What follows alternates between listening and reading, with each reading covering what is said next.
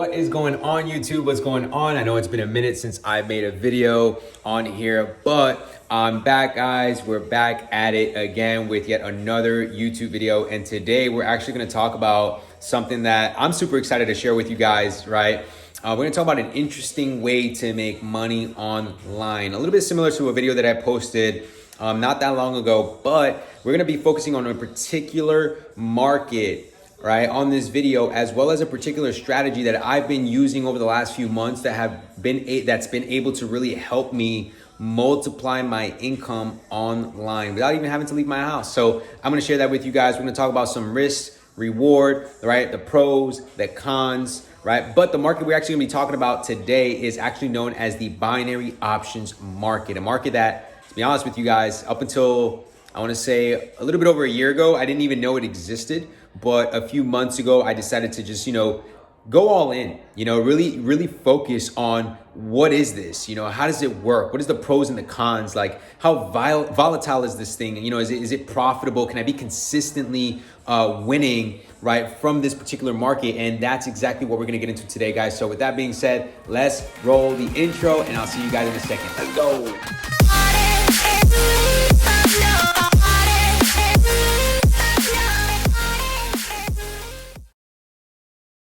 All right, guys, so we have two things here that I got pulled up, three tabs, right? So the first one is going to be Tradingview.com. This is the platform that I use just to analyze the charts so that I know exactly what it is that I'm looking at. And then the next tab is the actual broker. So when you're trading binary options, whether it's, stocks or binaries, whatever the case may be, you're always going to have a list of different brokers that you can utilize. There's always going to be a lot of different brokers out there. My broker of choice is Vibe Forex. That's the broker that I actually use. So if you guys want to check that one out after the video, then I'm going to go ahead and leave a link on the description below so you can check that out. But essentially, binary options, what that is pretty much you trading in the currency exchange market, but you're getting in and out of the market within a short period of time. And when you're trading with a binary options broker, what you guys will typically see are, number one, on the left-hand side, all the currency pairs that you're trading. Right next to each currency pair, you're going to see its payout percentage. That is going to be the payout percentage, the amount that is being paid out on that particular currency pair, right? And then on the far right-hand side, you're going to get the time frames that you're going to be entering your positions for, right? You have the amounts that you're going to be risking, as well as the net profit that the broker is going to let you know that you're going to make for winning that position, right? So very simple. Typically what we do, right, what I do is I open up tradingview.com and you can make a free account with them if you haven't yet. And once I log in, I just pull up the charts here, right? And then what I actually look for are a couple of things. And when I'm trading binary options, because it is a short-term form of trading where you're entering and exiting the market, yes, there's pros to it. Yes, there's cons to it, right?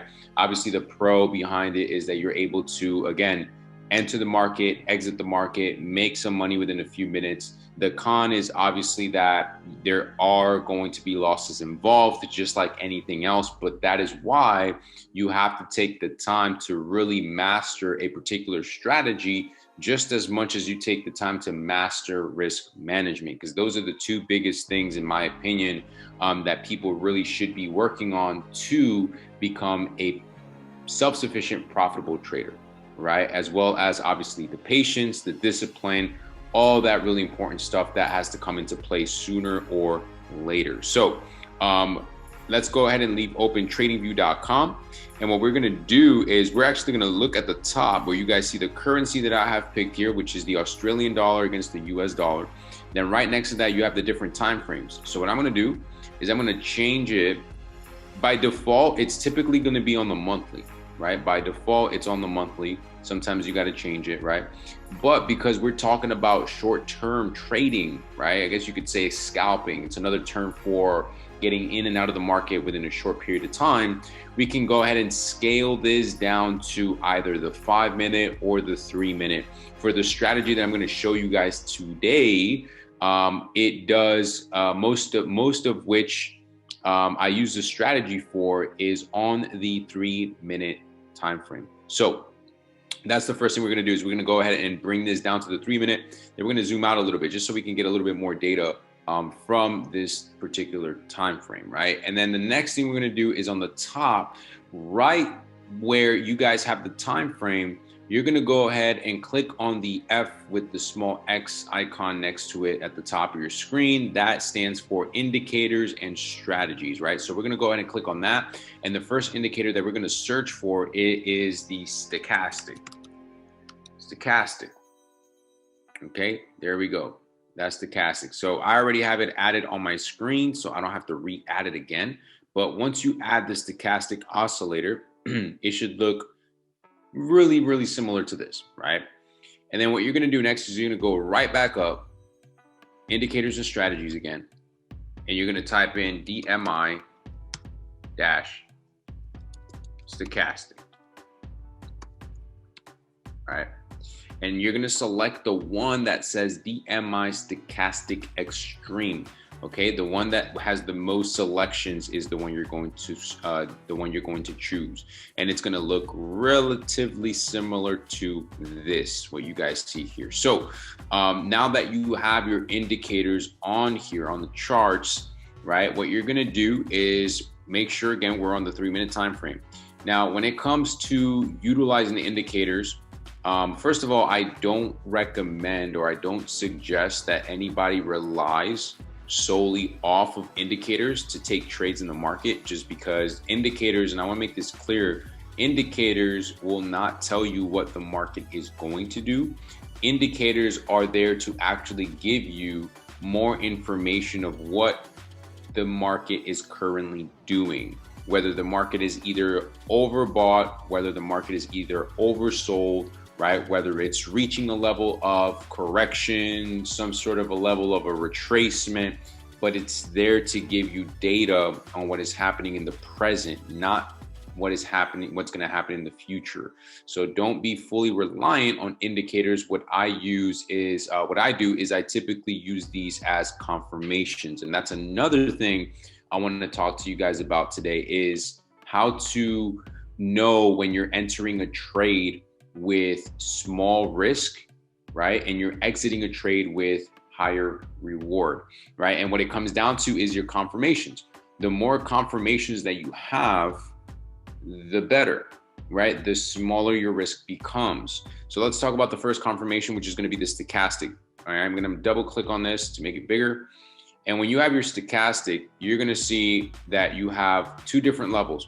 You have the overbought level, right, which is up here where you guys see the red horizontal line. And then you have the oversold level, which is at the bottom, the blue horizontal line at the bottom, right? Now, what happens in between? Okay, yes, it's important, right? It's important to take a look at that. But what we want to see, what we want to focus on is where the market is having what we call corrections, where the market's having corrections. And where and when, right? Where and when. So what we like to pay attention to is what areas of the market is price starting to correct itself and come back around. And when we're looking at the stochastics, we want to wait, okay? Keyword there, wait and see that the blue and the red line are crossing, okay? They are crossing over one another and heading towards a particular direction. So if the market is currently overbought, right, then the market's going to be up here where you guys see my cursor. And what we're looking for is selling opportunities, but we want to wait to see that the blue and the red line are going to cross and start heading downwards. Once we start to see that move, then we can call that or consider that a confirmation that the market is starting to correct itself. It's starting to have a retracement. And the same thing on the bottom. If the market is oversold, okay, then we're typically going to see crossovers at the bottom.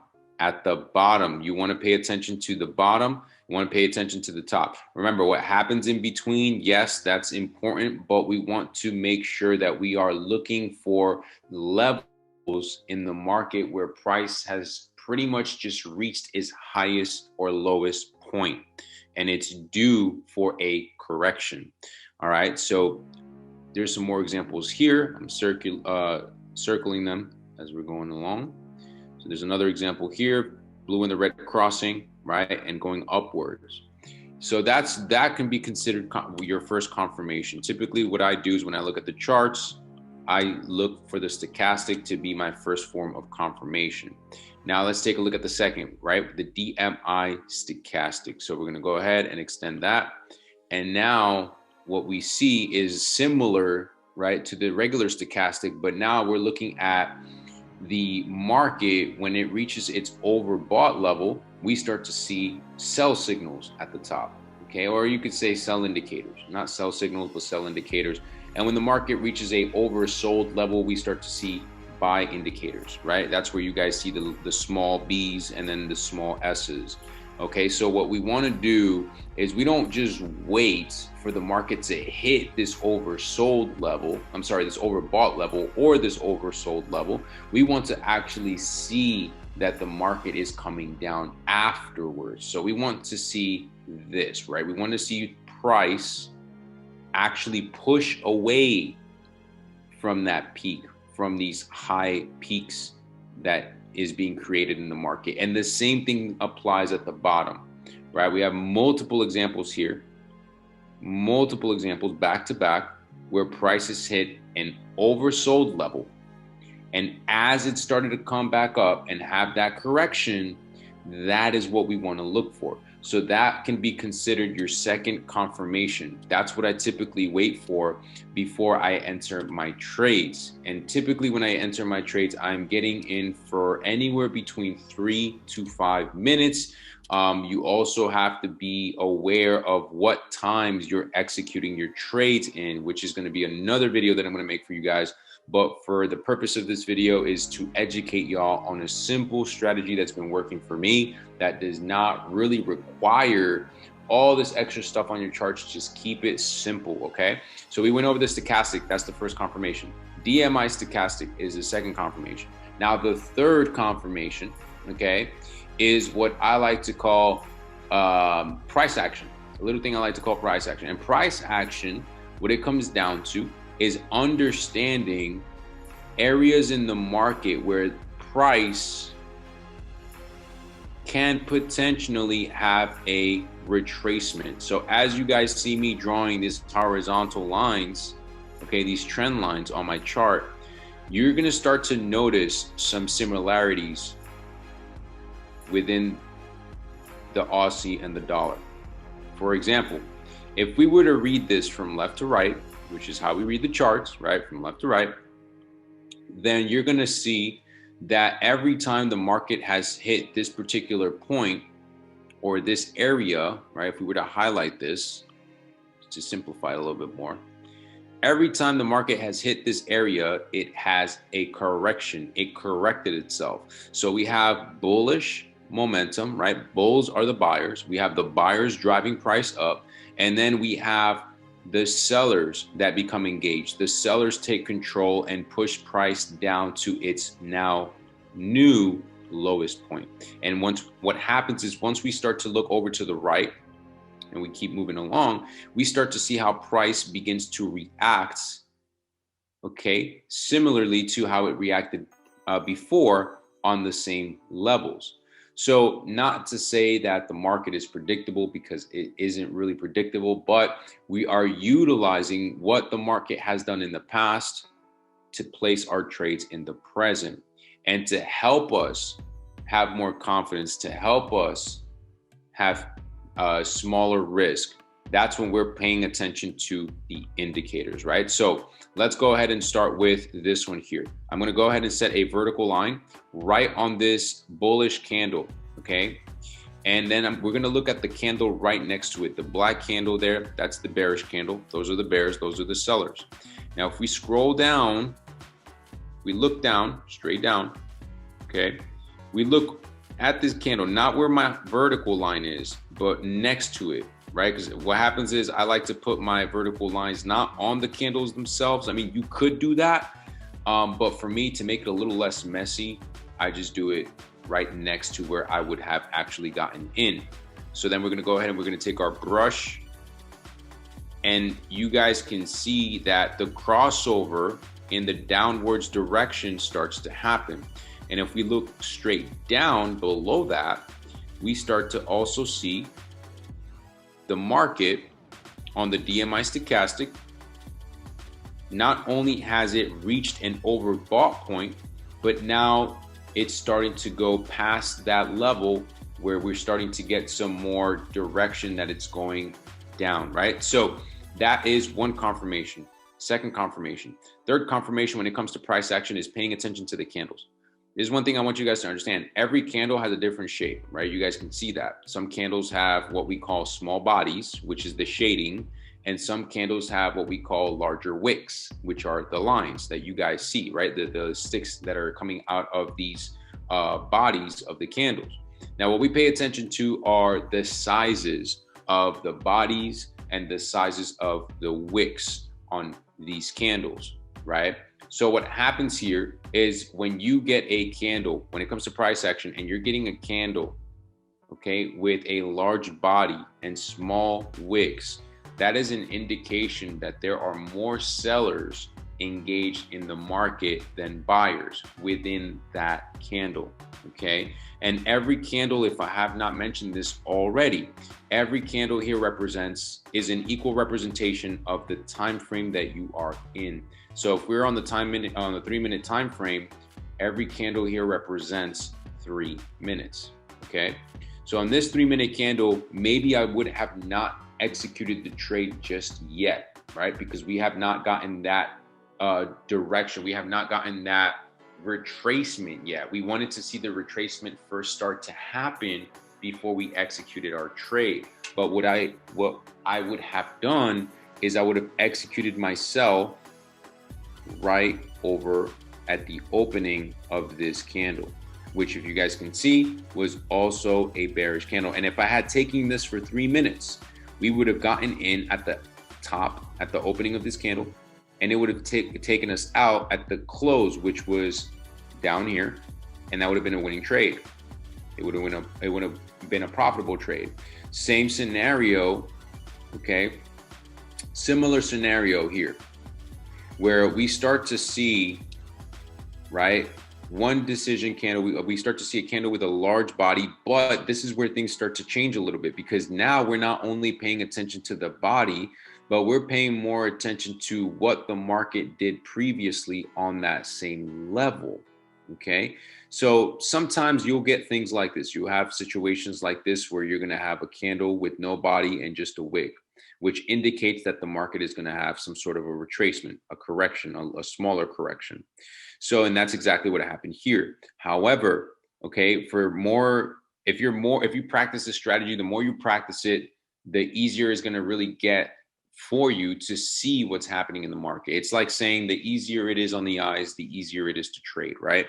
So what's going to happen here is I would have at least taken a look at this, and I would have said, okay, well, the market has came up to this level before, and that's where price had a correction. So what I would have done is probably most likely taken this sell, but I would have taken it for 5 minutes, just in case I needed the market, okay? I needed to give the market more time to breathe, just in case the market wanted to come up a little higher before it corrected itself.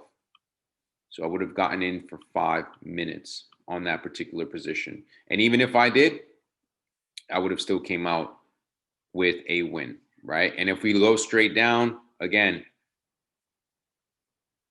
Doesn't have to be directly on the vertical line. It could be next to it as well. As long as you see the crossover, what's important, the reason why I put the vertical lines is because it's my way of documenting the positions that I take, right? But as long as you're highlighting or circling, right, where the blue and the red are crossing over and going in the opposite direction, that's what you need to see. That's what you want to see. Same thing with the Dmi Stochastic. You want to see the crossover. Okay. Then you look up and then it just starts to slowly but surely starts to make more sense. Same thing happened here. Look, you may not have, if you had not taken this trade here, this sell based off of what happened in the past, you have to be attentive to what the market has done previously, right? So same deal here. Right before this candle closed or at the close of this candle, I would have taken another 3-minute position or even 5 minutes, right? And that would have cleared. It would have been a winning position as well. But price action, again, is understanding key levels in the market where price is going to go ahead and have corrections. Okay, guys, so that is pretty much the strategy I have been practicing, I have been using and following consistently for, I want to say 4 months now. Okay. And it's been going very, very, very well.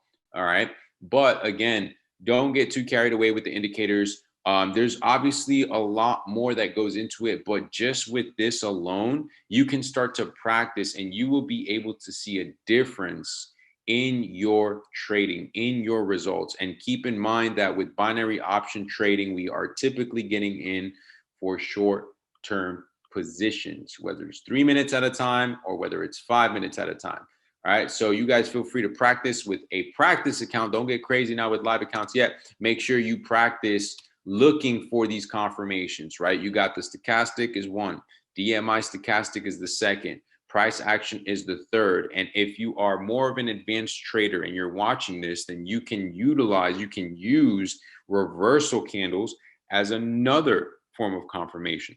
But that's about as simple as it gets, guys. I'm going to do some more videos like this going more in depth, but make sure you guys leave a thumbs up, right? Hit that like button, leave a thumbs up, or subscribe so you can get more information on binary options trading, as well as different strategies that I may or may not be using in the future. All right. So with that being said, make sure you guys are managing your risk. Make sure you are practicing, because practice makes permanent.